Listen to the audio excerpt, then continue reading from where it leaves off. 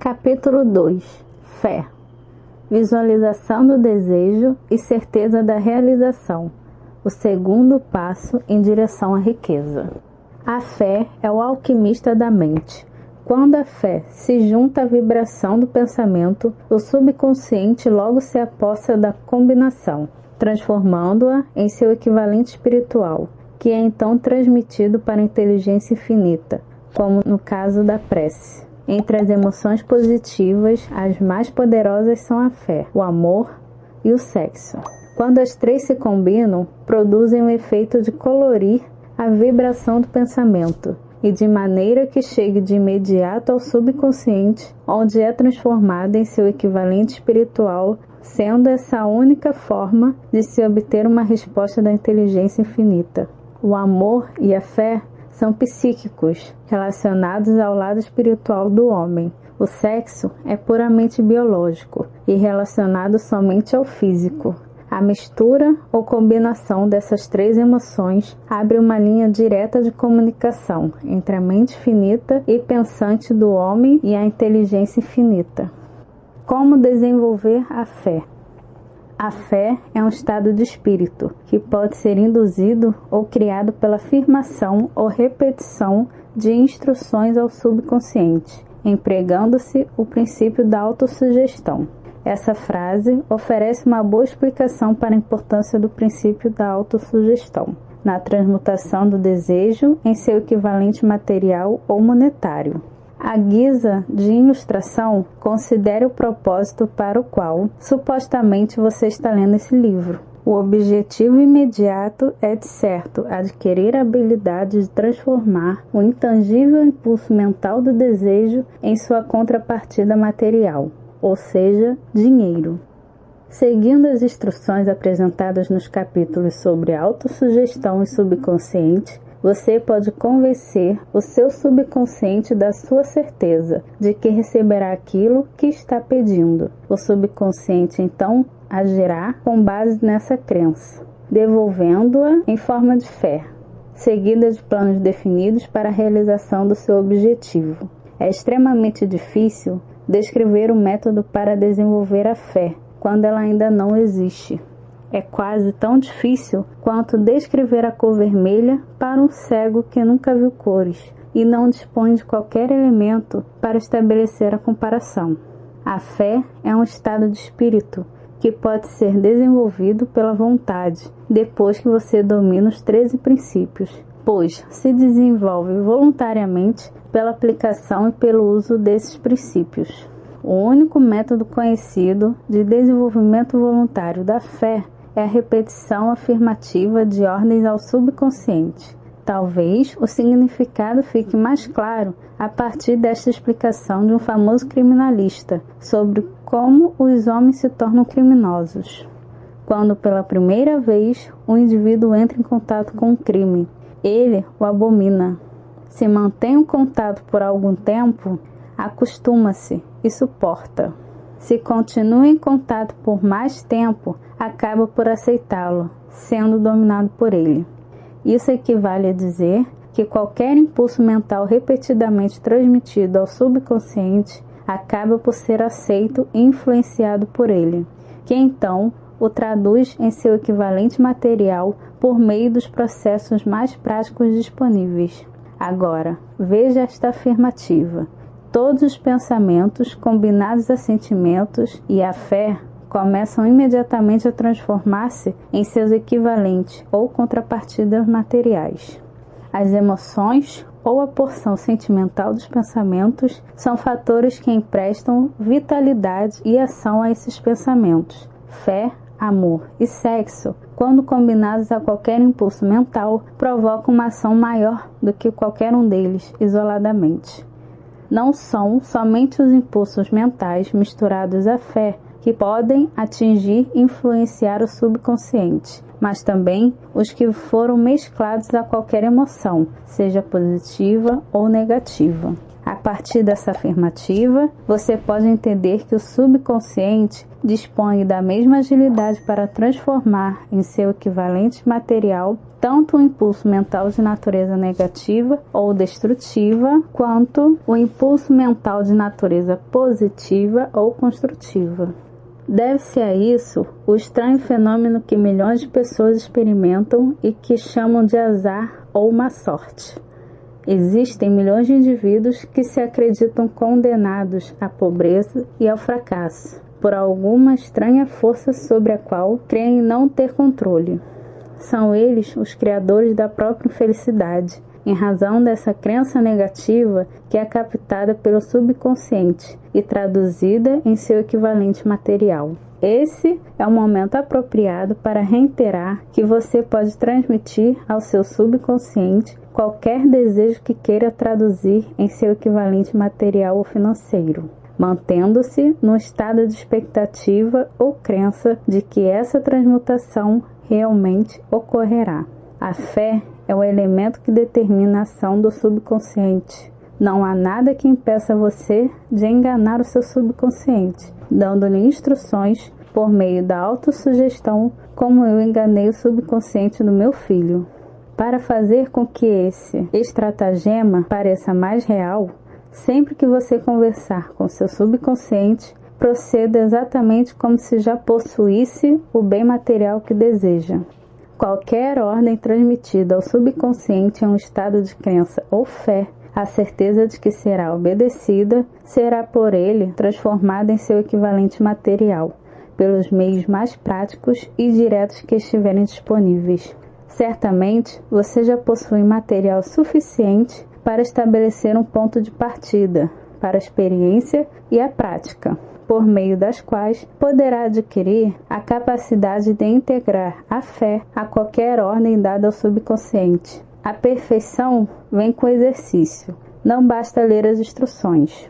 Sendo verdade que se pode virar criminoso pela associação com o crime, e esse é um fato conhecido, é igualmente verdadeira a ideia de ser possível desenvolver a fé pela sugestão intencional ao subconsciente.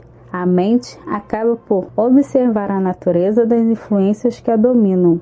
Compreenda essa verdade e saberá por que é essencial fazer das emoções positivas as forças dominantes da sua mente, eliminando as emoções negativas. A mente tomada por emoções positivas torna-se um abrigo favorável para o estado de espírito conhecido como fé.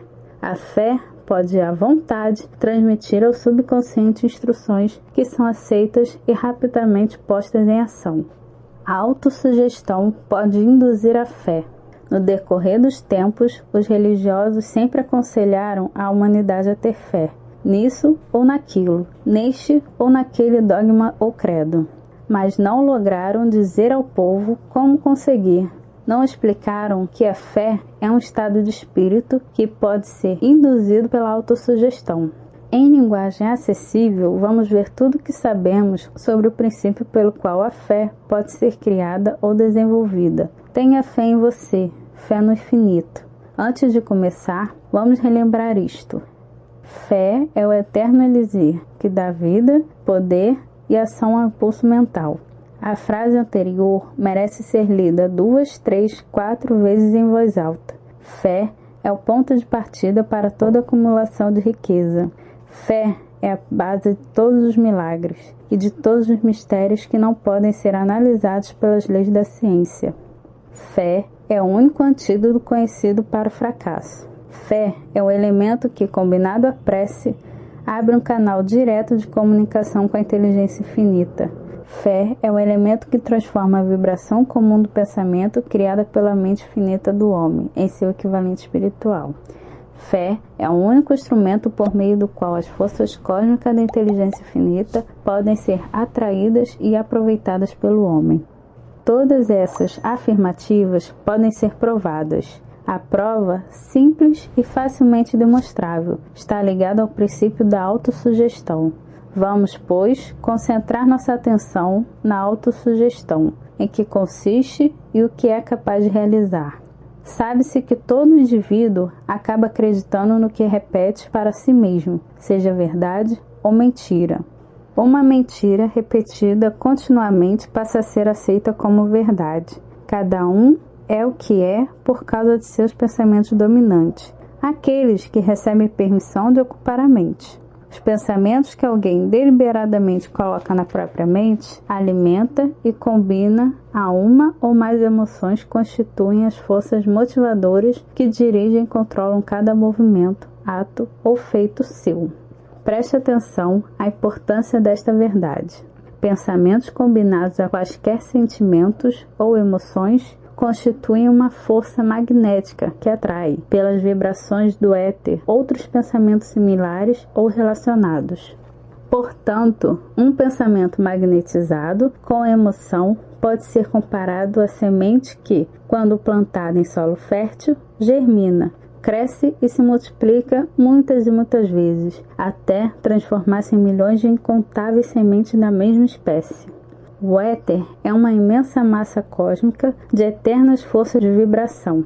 Constitui-se tanto de vibrações destrutivas quanto de vibrações construtivas.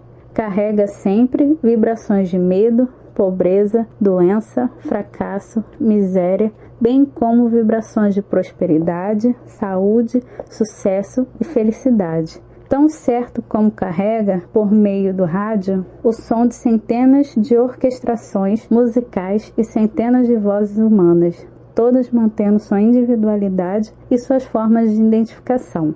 A mente humana atrai continuamente as vibrações existentes na imensidão do éter, que sejam capazes de unir-se em harmonia àquelas que a dominam. Qualquer pensamento, ideia, plano ou propósito guardado em nossa mente atrai as vibrações do éter, um grande número de semelhantes. Adiciona esses aparentados à própria força e cresce até tornar-se dominante. Mestre motivador do indivíduo em cuja mente foi abrigado. Agora, voltemos ao ponto de partida. Vamos ver como a semente original de uma ideia, plano ou propósito pode ser plantada na mente. É muito simples, pela repetição. Aí está o porquê de pedirmos que você registre por escrito o seu maior propósito, ou alvo principal definido, preservando-o na memória e repetindo em alto e bom som, um dia após dia, até que as vibrações sonoras alcancem o seu subconsciente. Somos o que somos pelas vibrações dos pensamentos que escolhemos e registramos por meio dos estímulos do nosso dia a dia. Decida-se a afastar as influências de um ambiente feliz e a manter a vida em ordem, examinando as suas vantagens e desvantagens mentais. Você descobrirá que a sua maior fraqueza é a falta de autoconfiança. Essa desvantagem pode ser superada e a timidez pode ser transformada em coragem, cuja ajuda do princípio da autossugestão. Esse princípio pode ser aplicado de maneira bem simples. Basta escrever, memorizar e repetir os impulsos mentais positivos, até que se torne parte do equipamento operacional do seu subconsciente. A fórmula da autoconfiança. Primeiro, sei que possuo a capacidade para alcançar meu propósito definido na vida. Assim, exijo de mim uma ação persistente e contínua para atingi-lo e prometo aqui e agora começar a agir imediatamente. Segundo, compreendo que os pensamentos dominantes da minha mente, a seu tempo, se manifestarão em forma de ação física, transformando-se gradualmente em realidade material. Assim, concentrarei meus pensamentos por 30 minutos diariamente na tarefa de pensar na pessoa que tenciono ser, criando uma clara imagem mental do resultado. Terceiro, sei que, pelo princípio da autossugestão, qualquer desejo que eu guarde com persistência em minha mente acabará por encontrar um meio prático de expressar-se, a fim de atingir o objetivo por ele apoiado. Assim, devotarei 10 minutos do meu dia para exigir de mim o desenvolvimento da autoconfiança. Quarto, escrevi claramente uma descrição do meu alvo principal definido na vida e nunca deixarei de tentar alcançá-lo, até desenvolver autoconfiança suficiente para isso. Quinto, percebo com clareza que nenhum bem ou posição pode perdurar, a menos que seja construído sobre verdade e justiça. Assim, não participarei de transação que prejudique qualquer pessoa. Obterei êxito atraindo para mim as forças que quero usar e a cooperação de outras pessoas. Induzirei os outros a me servirem por meio do meu desejo de servi-los. Eliminarei hostilidade, inveja, ciúme, egoísmo e cinismo, desenvolvendo amor por toda a humanidade, porque sei que uma atitude negativa em relação aos outros jamais poderá trazer-me sucesso. Farei os outros acreditarem em mim, pois acreditarei neles e em mim. Assinarei meu nome nesta fórmula como garantia de preservá-la na memória e lê-la em voz alta uma vez por dia, com fé plena de que, gradualmente, influenciarei meus pensamentos e minhas ações, de maneira a tornar-me uma pessoa bem-sucedida e autoconfiante. Por trás dessa fórmula há uma lei da natureza, ainda não explicada, que sempre confundiu os cientistas. Os psicólogos a chamaram de autossugestão, e assim ficou. Pouco importa o nome dado a essa lei. O importante é que ela funciona para a glória e o sucesso da humanidade, desde que usada construtivamente. Por outro lado, se usada destrutivamente, funciona com a mesma eficácia. Nessa afirmação, pode ser encontrada uma verdade muito importante. Aqueles que sucumbem à derrota e acabam a vida na pobreza, na miséria e no sofrimento, aplicaram negativamente o princípio da autossugestão. A causa está no fato de que todo impulso mental tem a tendência de tomar a forma de seu equivalente material. O subconsciente, o laboratório químico no qual todo impulso mental é combinado e preparado para transformar-se em realidade física, não faz distinção entre impulsos mentais construtivos e destrutivos. Ele funciona a partir do material com o qual é alimentado, por meio dos nossos impulsos mentais. O subconsciente transforma tão prontamente em realidade um pensamento provocado pelo medo, quanto o outro gerado pela coragem ou pela fé. Os anais da medicina são ricos em ilustrações de casos de suicídio por sugestão, uma sugestão negativa, assim como qualquer outro meio letal, pode levar à morte. Em uma cidade do meio-oeste dos Estados Unidos, um bancário chamado Joseph Grant tomou emprestado uma grande soma em dinheiro do banco, sem o conhecimento dos diretores, e perdeu tudo no jogo. Certa tarde, o auditor foi verificar as contas. Grant deixou o banco, tomou um quarto num hotel local e, quando o acharam 3 dias depois, estava deitado na cama, lamentando-se e gemendo, repetindo sem parar: "Meu Deus, isso vai me matar. Não posso suportar essa desgraça." Em pouco tempo, estava morto. Os médicos diagnosticaram o caso como suicídio mental. Quando usada construtivamente, a eletricidade faz girar as engrenagens da indústria, prestando bons serviços. Se mal empregada, pode extinguir a vida. Com a lei da autossugestão, acontece o mesmo. Conforme o entendimento e a aplicação, pode levar à paz e à prosperidade ou em direção ao vale da miséria, do fracasso e da morte. Se você encher a mente de medo e duvidar da sua capacidade de utilizar as forças da inteligência infinita, a lei da autossugestão tomará esse espírito de descrédito, adotando como padrão que o subconsciente transformará em seu equivalente material. Isso é tão certo quanto 2 e 2 são 4. Assim como o vento leva uma embarcação para o leste e outra para o oeste. A lei da autossugestão pode fazer você progredir ou regredir, conforme a disposição das velas do seu pensamento. A lei da autossugestão, pela qual é possível alcançar níveis de realização surpreendentes, é bem descrita nestes versos. Se pensa que está derrotado, você estará. Se pensa que não tem coragem, você não terá. Se gosta de vencer, mas pensa que não pode, é quase certo que não vencerá. Se pensa que vai perder, você está perdido, porque pelo que se vê, o sucesso começa com a vontade. Tudo depende do estado de espírito. Se pensa ser inferior, você é. É preciso pensar alto para subir. É preciso estar seguro de si para ganhar um prêmio. As batalhas da vida nem sempre são vencidas pelo mais forte ou pelo mais rápido, mas cedo ou tarde vencerá aquele que pensa que pode. Observe as palavras em destaque e vai captar exatamente o que o poeta quis dizer. Em algum lugar dentro de você, talvez nas células do cérebro, repousa adormecida a semente da realização. Se estimulada e ativada, é capaz de levá-lo a alturas inimagináveis. Assim como o virtuose consegue extrair mais belos sons das cordas de um violino, você pode fazer o gênio que dorme em seu cérebro despertar e apontar-lhe o caminho do sucesso. Até completar 40 anos, Abraham Lincoln foi um fracasso em tudo o que tentou. Foi um João Ninguém, até que uma experiência extraordinária ocorreu em sua vida, estimulando o gênio que trazia adormecido no coração e no cérebro, dando ao mundo um grande homem.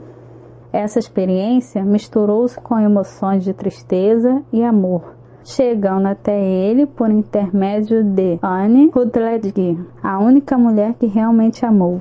É fato notório que a emoção do amor é parente próxima do estado de espírito que chamamos de fé, porque o amor quase chega a transformar impulsos mentais em seus equivalentes espirituais.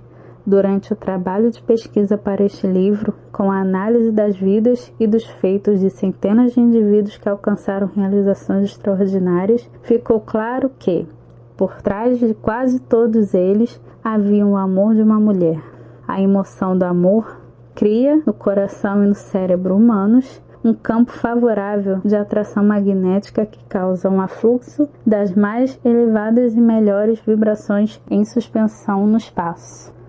Se deseja comprovar o poder da fé, estude as realizações de homens e mulheres que a empregaram.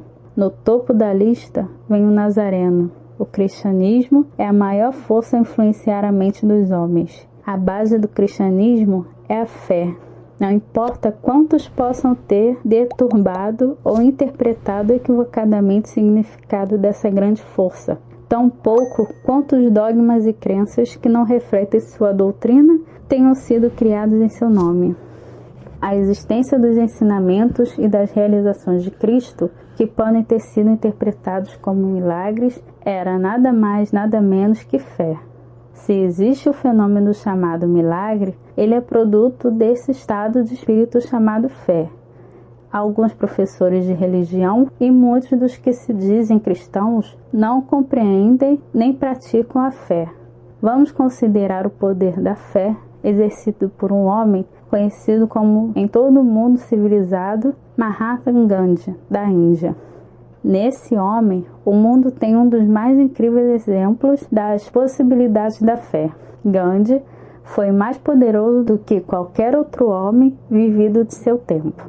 E isso sem contar com qualquer das armas que habitualmente acompanham o exército do poder, tais como navios de guerra, soldados ou material bélico.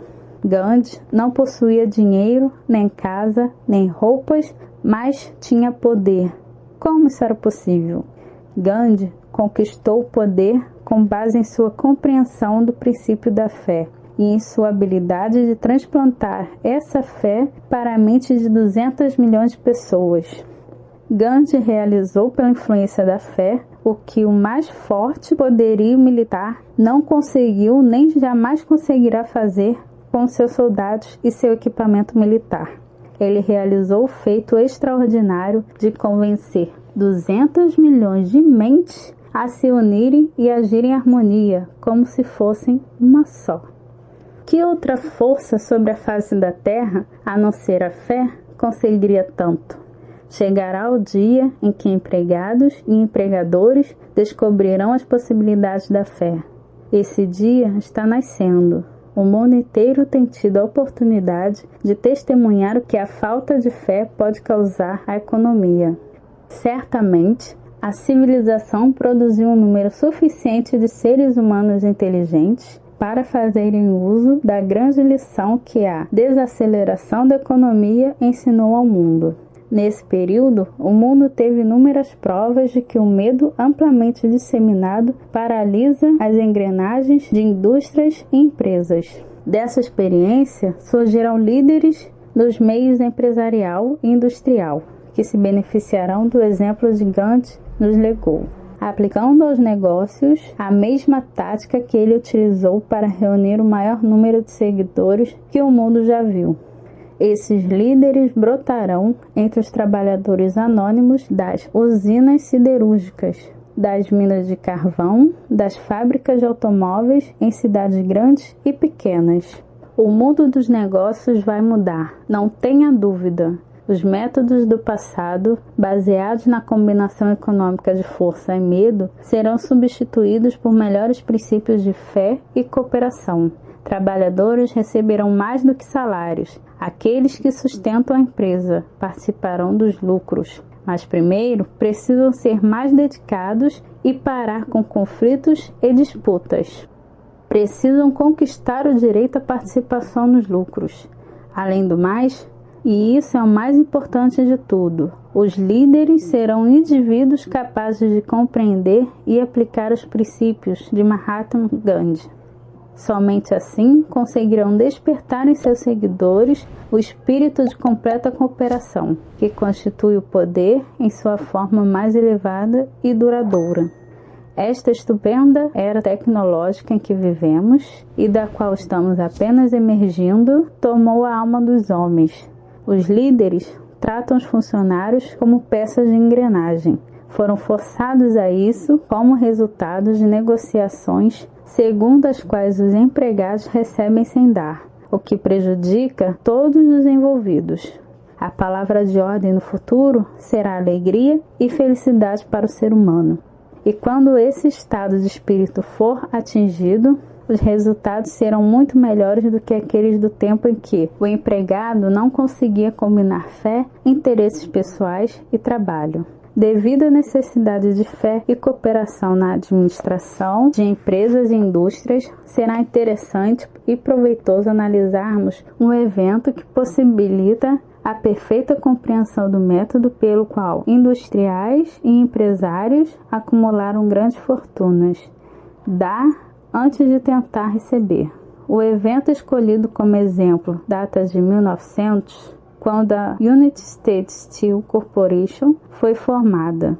Ao ler a história, guarde estes fatos fundamentais e compreenderá como as ideias se converteram em enormes fortunas. Primeiro, a enorme United States Steel Corporation nasceu na mente de Charles M. Schwab, sob a forma de uma ideia criada em sua imaginação. Segundo, ele acrescentou fé à ideia. Terceiro, formulou um plano para transformar a ideia em realidade material e financeira. Quarto, colocou o plano em ação, com o famoso discurso no University Club. Quinto, aplicou o plano com persistência, levando adiante com base em uma decisão firme, até concretizá-lo. Sexto, seu desejo ardente preparou o caminho para o sucesso. Se você faz parte daqueles que se perguntam como as grandes fortunas foram acumuladas, a história da criação da United States Steel Corporation tem muito a contar. Se ainda duvida de que as pessoas possam pensar e enriquecer, poderá ver claramente nessa história a aplicação de grande parte dos 13 princípios descritos nesse livro. Essa surpreendente descrição do poder de uma ideia foi relatada em cores vivas por John Lowe no New York World Telegram, que gentilmente permitiu a reprodução da matéria. Um belo discurso de $1 milhão após um jantar, na noite de 12 de dezembro de 1900, quando cerca de 80 pessoas da elite financeira mundial encontraram-se no salão de banquete do University Club, na Quinta Avenida, para homenagear um jovem vindo do Oeste. Poucos convidados perceberam estar diante do mais importante episódio da história da indústria dos Estados Unidos. J. Edward Simmons e Charles Stewart Smith, muito agradecidos pela hospitalidade com que foram recebidos por Charles M. Schwab, na visita que haviam feito pouco tempo antes de Pittsburgh. organizaram um jantar para apresentar o Homem do Aço, de 38 anos, à nata da Sociedade Financeira do Leste. Não esperavam, porém, o impacto que ele causaria na reunião. Na verdade, Schwab havia sido prevenido pelos amigos de que o grupo de abastados de Nova York não se deixaria impressionar pela oratória e que, caso não quisessem entediar os Stillmans, Ahrimans e Vanderbilts, seria melhor limitar-se a uns 15 ou 20 minutos de superficialidade e só. Inclusive, John Pierpont Morgan, sentado à direita de Schwab, como pedia sua alta posição, pretendia honrar a mesa do banquete com sua presença apenas por um breve tempo. E no que se refere à imprensa e público, o evento era de tão pouca importância que não lhe foi feita qualquer referência nos meios de comunicação. Assim, os dois anfitriões e seus distintos convidados saborearam os habituais 7 ou 8 pratos. Houve pouca conversa sobre assuntos cuidadosamente escolhidos.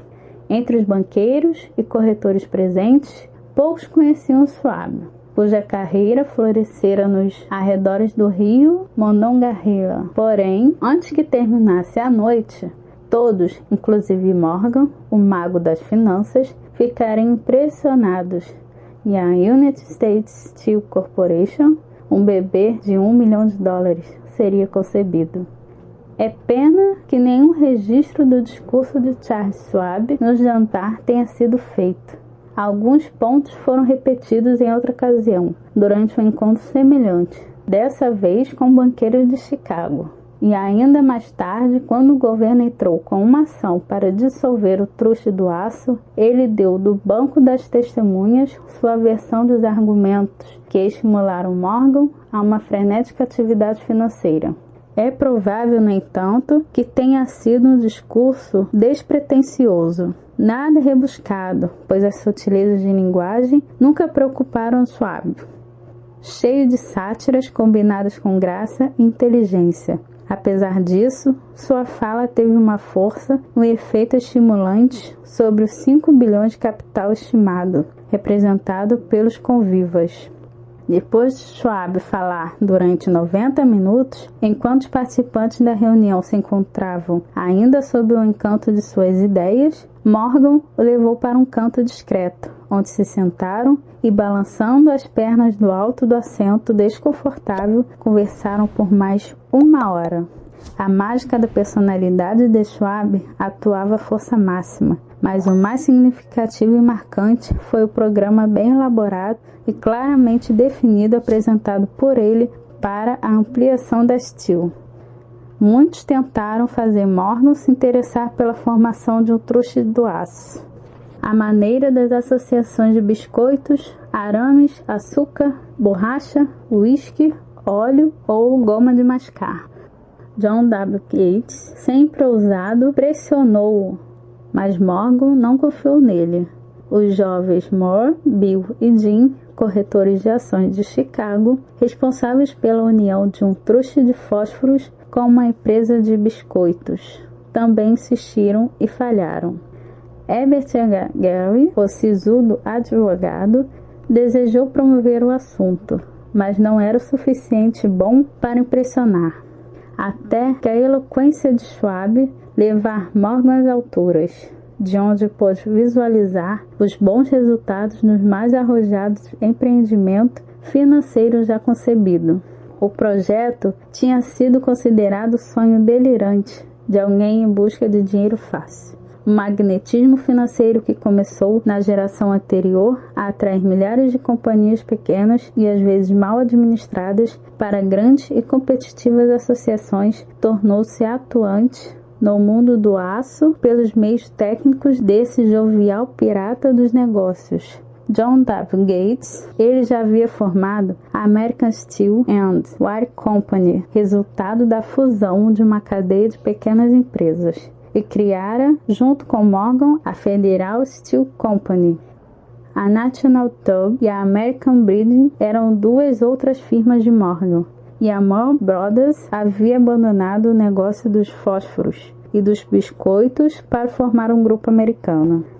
setores de folha de Flandres, de aros de aço, de chapas de aço e a National Steel Company. No entanto, essas associações eram insignificantes, se comparadas ao gigantesco truste vertical de Andrew Carnegie, com 53 sócios e proprietários.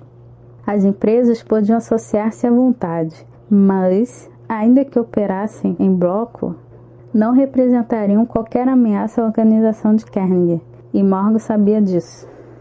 O excêntrico velho escocês Carnegie também o sabia. Das magníficas alturas do castelo Skibo, ele havia percebido primeiro com deleite e depois com ressentimento as tentativas de inclusão das pequenas empresas de Morgan em seu negócio. Quando as tentativas começaram a tornar-se ousadas demais, a disposição de Carnegie traduziu-se em raiva e retaliação, e ele decidiu copiar cada uma das fábricas rivais. Até aí, não havia demonstrado interesse em arames, aros ou lâminas. Ao contrário, ficava satisfeito em vender para suas companhias o aço bruto e deixar que o trabalhasse material da forma que desejasse. Então, com Schwab e seu hábil tenente, planejou encostar os inimigos na parede. Assim, no discurso de Charles M. Schwab, Morgan viu a resposta para seu problema de associação. Um truste sem Carnegie, o maior deles todos. Não seria um truste de forma alguma. Seria, como disse um escritor, um pudim de ameixas sem as ameixas. O discurso de Schwab, na noite de 12 de dezembro de 1900, embora não fosse uma clara afirmativa, sugeria sem dúvida que a enorme empresa de Carnegie poderia unir-se à de Morgan. Ele falou sobre o futuro do aço no mundo, a reorganização para a eficiência, a especialização, a dissolução das fábricas mal-sucedidas, com a concentração de esforços naquelas em crescimento, comércio de minério, a economia nos departamentos administrativos e operacional, e a conquista de mercados estrangeiros. Mais do que isso, disse aos especuladores presentes onde estavam os erros de sua habitual roubalheira. Seu propósito, ele concluiu, era criar monopólios, aumentar preços e obter gordos dividendos como prêmio. À sua maneira entusiástica, Schwab condenou o sistema. A falta de visão de tal política, disse aos ouvintes, ficava patente pelo aprisionamento do mercado em uma era em que tudo apontava para a expansão. Argumentou que o barateamento do custo do aço criaria um mercado em permanente expansão, com a descoberta de novos usos e a conquista de uma boa fatia do mercado mundial. Na verdade, embora não o soubesse, Schwab foi um apóstolo da moderna produção em massa. Assim, o jantar University Club chegou ao fim. Morgan foi para casa pensar nas otimistas previsões de Schwab. Ele voltou a Pittsburgh para dirigir o negócio de aço para Andrew Carnegie, enquanto Gary e os demais retornaram ansiosos ao mercado de ações, à espera do próximo movimento. Não foi preciso esperar muito. Morgan levou cerca de uma semana para digerir o grande número de razões que Schwab colocara diante dele. Quando teve certeza de que não resultaria dali uma indigestão financeira, chamou Schwab e o achou um tanto retraído. Schwab disse que o Sr. Carnegie poderia não gostar se descobrisse que o presidente de sua companhia flertava com o imperador de Wall Street, a rua na qual o chefe prometera jamais pisar. Então, foi sugerido por John W. Gates, o intermediário, que se Schwab por acaso estivesse no Bellevue Hotel, na Filadélfia, então J.P. Morgan poderia também estar lá por coincidência. No entanto, quando Schwab chegou, Morgan estava inconvenientemente adoentado em casa, em Nova York.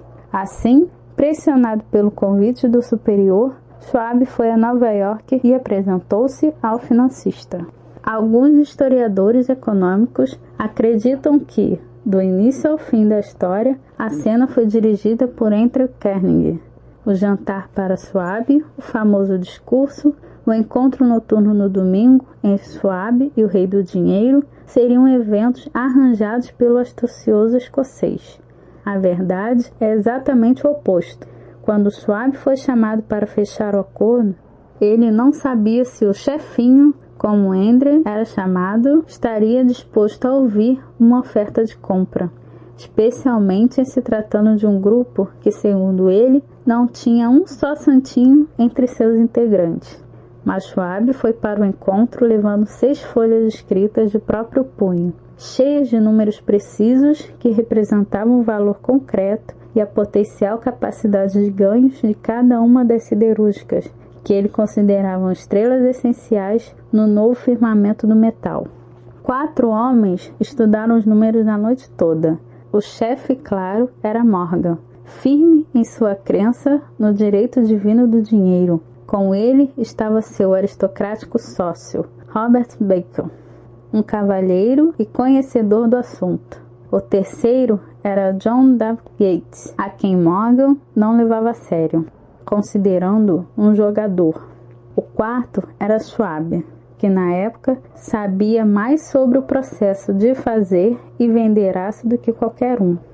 Durante a reunião, os números do homem de Pittsburgh não foram questionados em momento algum. Se ele dizia que uma companhia valia tanto, então valia tanto e não mais. Insistiu também que só fossem incluídas na operação as empresas indicadas por ele. Havia concebido uma corporação na qual não haveria duplicação, nem mesmo para satisfazer a ambição dos amigos que queriam descarregar suas companhias nos amplos ombros de Morgan. Assim, deixou de fora deliberadamente diversas grandes firmas sobre as quais os Walruses e Carpenters de Wall Street tinham pousado nos olhos cobiçosos. O dia amanhecia, Morgan se levantou e endireitou as costas. Só uma pergunta não fora respondida. Você acha que pode persuadir Andrew Carnegie a vender? Perguntou. Posso tentar, respondeu Schwab. Se você conseguir que ele venda, eu me encarrego da questão, disse Morgan. Até aí tudo bem, mas será que Carnegie venderia? Quanto pediria? Schwab pensava em algo em torno de 320 milhões de dólares.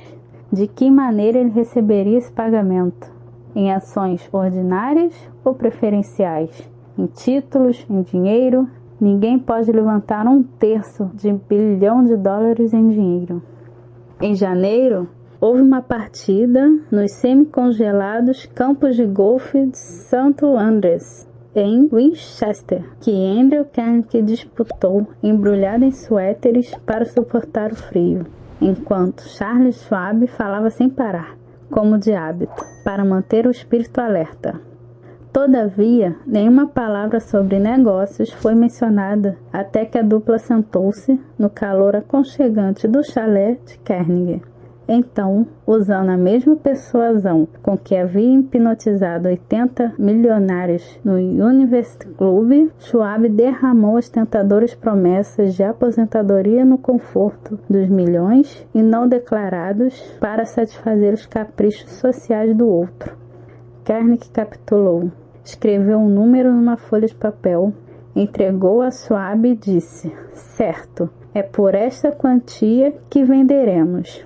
A quantia era de aproximadamente 400 milhões de dólares, e ele chegou a tal cifra, tomando como preço básico os 320 milhões mencionados por Schwab, mais 80 milhões que representavam o valor do aumento de capital dos 2 anos anteriores. Mais tarde, no convênio transatlântico, o escocês disse a Morgan em tom lamentoso: eu deveria ter pedido mais 100 milhões de dólares. Se tivesse pedido, teria conseguido, disse Morgan em tom animador. Houve um certo alvoroço, é claro. Um correspondente britânico telegrafou, informando que a comunidade internacional do aço estava assustada com a gigantesca associação. O reitor Hadley de Yale declarou que, a menos que os trustes fossem regulados, o país poderia esperar um imperador em Washington nos próximos 25 anos. Porém, o hábil manipulador de ações, Kenney, colocou mãos à obra e empurrou as novas ações para o público, com tanta disposição que todo o excesso, estimado em cerca de 600 milhões de dólares, foi absorvido no piscar de olhos. Dessa forma, Carnegie teve seus milhões. O grupo de Morgan ficou com 62 milhões de dólares pelo incômodo e todos os rapazes de Gates e Gary receberam sua cota de milhões. Schwab, aos 38 anos, teve sua recompensa. Tornou-se presidente na nova corporação e permaneceu no controle até 1930. A dramática história de Big Business que você acabou de ler foi incluída neste livro porque é uma perfeita demonstração do método pelo qual o desejo pode ser transformado em seu equivalente material. Imagino que alguns leitores questionarão a declaração de que um mero e intangível desejo possa converter-se em seu equivalente material. Não se pode converter nada em alguma coisa. A resposta está na história da United States Steel. A organização gigantesca foi criada na mente de um homem. O plano pelo qual a organização recebeu as usinas siderúrgicas que lhe deram estabilidade financeira foi criado na mente desse mesmo homem. Sua fé, seu desejo, sua imaginação, sua persistência foram os verdadeiros ingredientes que formaram a United States Steel. As siderúrgicas e o equipamento mecânico adquiridos pela corporação, depois de que ela teve sua existência legalizada, foram secundários. Mas uma análise cuidadosa mostrará o fato de que o valor estimado das propriedades adquiridas pela corporação aumentou mais ou menos em 600 milhões de dólares, simplesmente pela transação que as consolidou sob uma só administração. Em outras palavras, a ideia de Charles M. Schwab, mais a fé com que ela foi transportada para a mente de J.P. Morgan e dos outros, foi vendida com lucro de aproximadamente 600 milhões de dólares. Não é propriamente uma soma insignificante para uma ideia. O que aconteceu com alguns daqueles que pegaram sua parte no lucro de milhões de dólares resultante dessa transação é assunto que não nos preocupa no momento. O principal aspecto da extraordinária realização é que ela serve como prova inquestionável da importância da filosofia descrita neste livro, porque essa filosofia foi a base de toda a transação.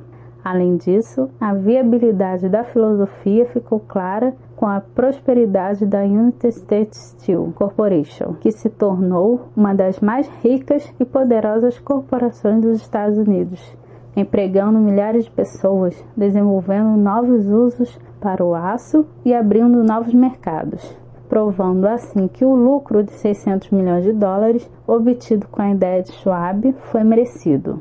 A riqueza começa em forma de pensamento. O volume da riqueza é limitado pela pessoa em cuja mente o pensamento é posto em ação. A fé remove as limitações. Lembre-se disso quando for negociar com a vida o preço daquilo que você quer. Lembre-se também de que o criador da United States Steel Corporation era praticamente desconhecido na época, até dar à luz a sua famosa ideia. Ele era apenas o homem de confiança de Andrew Carnegie. Depois disso, galgou rapidamente uma posição de poder, fama e riqueza. Não existem limitações para a mente, exceto a que nós mesmos reconhecemos. Pobreza e riqueza são produtos do pensamento.